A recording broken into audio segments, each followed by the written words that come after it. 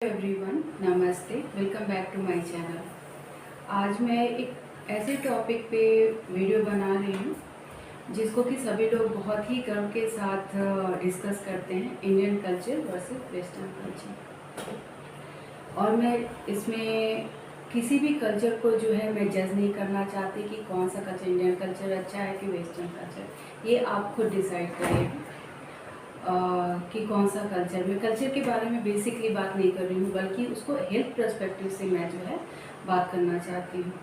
4 या 5 साल पहले मैं बहुत ही सीवियर हेल्थ इशू को फेस कर रही थी, और उसके लिए मैं एक आयुर्वेदिक सेंटर में जो है मैं गई थी।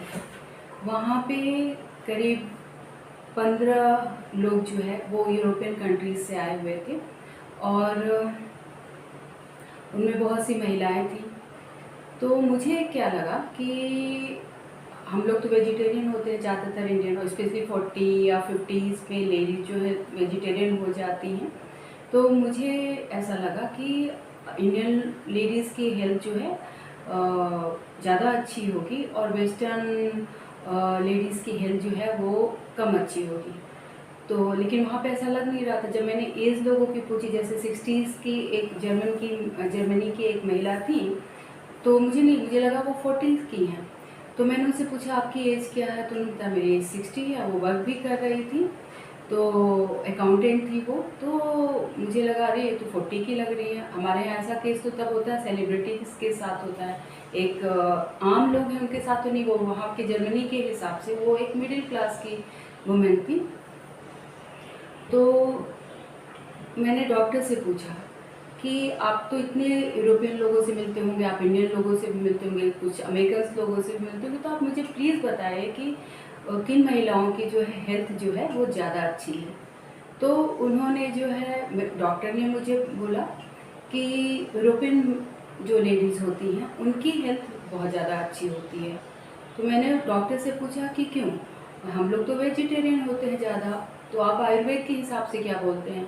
तो डॉक्टर ने बोला कि आयुर्वेद के हिसाब से वेजिटेरियन फूड ज़्यादा अच्छा होता है। तो मैंने उनसे पूछा कि फिर ऐसा क्यों है कि यूरोपियन लेडीज़ जो है फिर ज़्यादा हेल्दी हैं, वो क्यों ज़्यादा फिर हेल्दी हैं। डॉक्टर के पास भी इसका जवाब नहीं था। अच्छा, मैं उस आयुर्वेदिक सेंटर में जो है मैं करीब 15 से 20 दिन के लिए रुकी थी। तो 15 से 20 दिन के लिए करीब मैं रुकी थी, और मैंने उनकी लाइफ स्टाइल को ऑब्जर्व करना शुरू किया। अच्छा, कुछ महिलाओं से मेरी फ्रेंडशिप भी हो गई। एक जर्मनी की एक महिला थी जो मुझसे मेरे साथ वॉक के लिए सुबह में जाती थी, तो मेरी उनसे जो 30-40 मिनट के लिए बात होती थी। तो एक दिन मैं उनके साथ वॉक के लिए जा रही थी, तो उन्होंने मुझसे जो है पूछा कि आपके यहाँ अभी भी जॉइंट फैमिली होती है। हमने कहा हाँ। आपके इन लॉज भी आपके साथ रहते हैं? मैंने कहा हाँ। तो वो बोली कि मदर इन लॉ आप लोगों को परेशान नहीं करती हैं? तो मैंने कहा कि कुछ केसेस में करते हैं और कुछ केसेस में जो है वो नहीं करते हैं, ये डिपेंड करता है family to family, person to person. तो बोले अच्छा। उन्होंने बोला कि शायद ये हमारे यहाँ 100 साल पहले होता होगा, लेकिन अभी तो हमारे यहाँ नहीं होता है ये। मतलब मैक्सिमम हम लोग हस्बैंड वाइफ और बच्चे रहते हैं। तो मैंने कहा अच्छा। लेकिन मेरा मेन कंसर्न था हेल्थ। उन महिलाओं की हेल्थ क्यों अच्छी है, और हमारे महिलाओं की हेल्थ जो स्पेशली 40s के बाद या आफ्टर मैरिज या 40s के बाद जो है क्यों एकदम से महिलाओं का हेल्थ जो है डिग्रेड होता है, क्यों होता है। तो मैंने उनके लाइफ को ऑब्जर्व करना शुरू किया, और मुझे ऐसा लगा स्पेशली शादी के बाद वुमेन के साथ, बहुत सी वुमेन के साथ होता है। वो अगर आप मुझसे मिलेंगे, अरे मैंने शादी के बाद तो 15-20 किलो जो है वेट जो है मैंने पुट ऑन कर लिया है।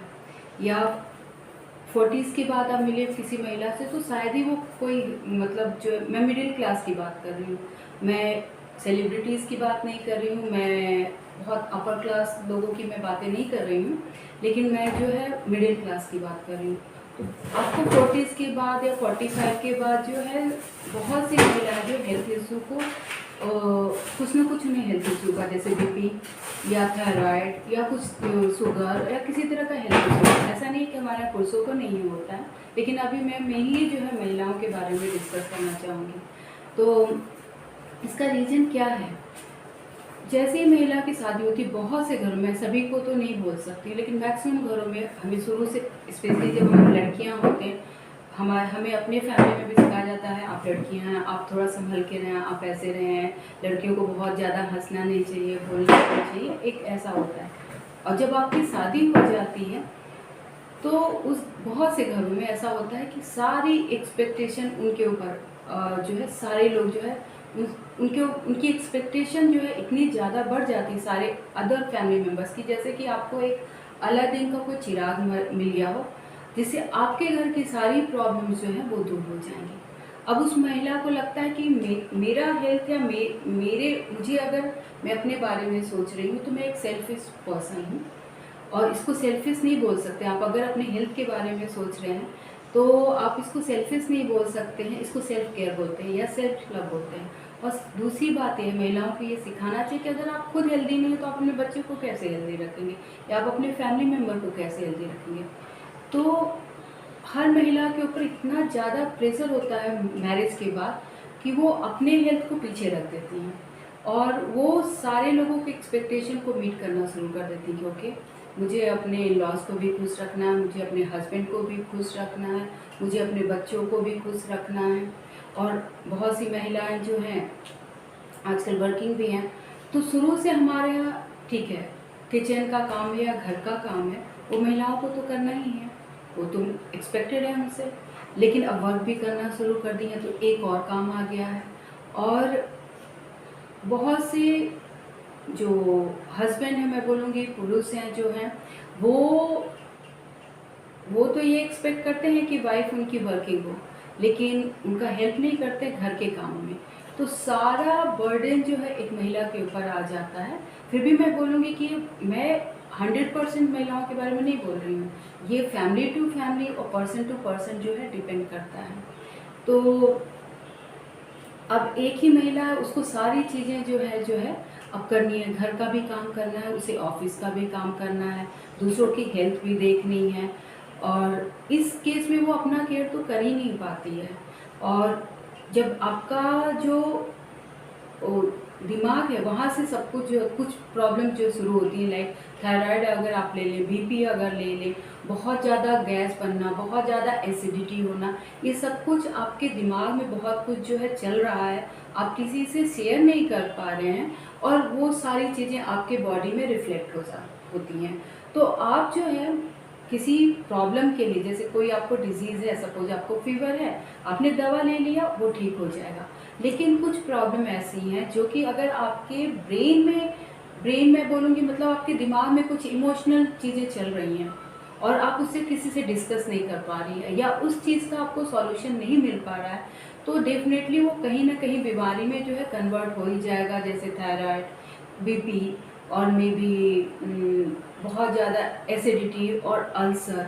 तो इसमें पूरी फैमिली मेम्बर्स की जिम्मेदारी, अगर एक पर्सन है सपोज वो उसको पता है कि ओके इस समय मुझे इमोशनल सपोर्ट की ज़रूरत है, या लोग मुझे समझे, तो समझना तो दूसरे लोगों को ही पड़ेगा।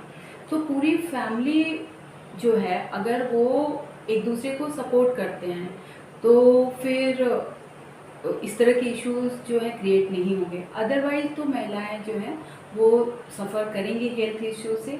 और ये जो वीडियो है वो और मैंने किसी को हर्ट करने के लिए नहीं बनाया है, आप खुद कंपेयर करिए। और क्योंकि मैंने ऐसा नहीं था कि रिसर्च जो है 1 लाख यूरोपियन लोगों पे किया, हाँ 15-20 लोगों पे मैंने किया ये रिसर्च, और 2 बार में किया, मतलब मैं 2 बार उस सेंटर में जा चुकी हूँ।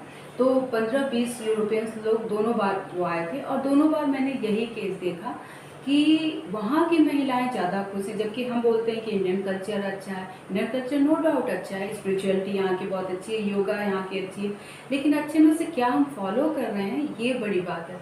तो मैं इस वीडियो को यहीं पे अंत करना चाहूँगी कि यहीं पे रोकना जो है मैं चाहूँगी कि हर फैमिली मेम्बर का रिस्पॉन्सिबिलिटी है कि आप एक दूसरे को सपोर्ट करें। टाइम चेंज हो गया और उस